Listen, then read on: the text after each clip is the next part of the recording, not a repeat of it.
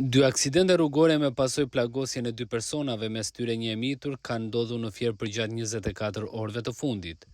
Paraditën e kësaj të shtune, në unazën e madhe të qytetit të Fierit është plagosur një e mitur pasi një automjet tip Ford që lëvizte në këtë aks rrugor ka humbur kontrollin dhe pasi është goditur me murin e një banese ka dalë nga rruga.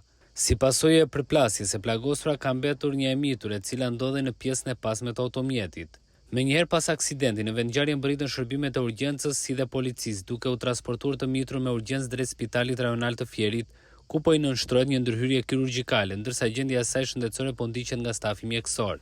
Në vendin e ngjarjes kanë mbërritur edhe specialistët e policisë rrugore si dhe grupi hetimor të cilët kanë kryer veprimet procedurale dhe po punojnë për të zbardhur rrethanat e plota të aksidentit. Deri në këto momente nuk dihen shkaqet që kanë çuar në daljen e automjetit nga rruga. Pas ditën vonë të së premtes, një aksident i rënd rrugor është regjistruar në aksin e vjetër Fier-Vlorë në vendin e quajtur Kthesa e Qarrit, ku janë përplasur një automjet tip BMW dhe një kamionçinë ngarkuar me ushqim për bagëti. Si pasojë e përplasjes së fortë, ka mbetur i plagosur pasagjeri që udhëtonte në kamionçinë.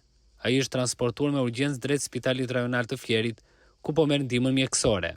Në vendngjarje kanë mbërritur shërbimet e policisë, të cilët kanë nisur hetimet për zbardhjen e shkaqeve të aksidentit, ndërsa është punuar edhe për normalizimin e qarkullimit në këtë segment rrugor.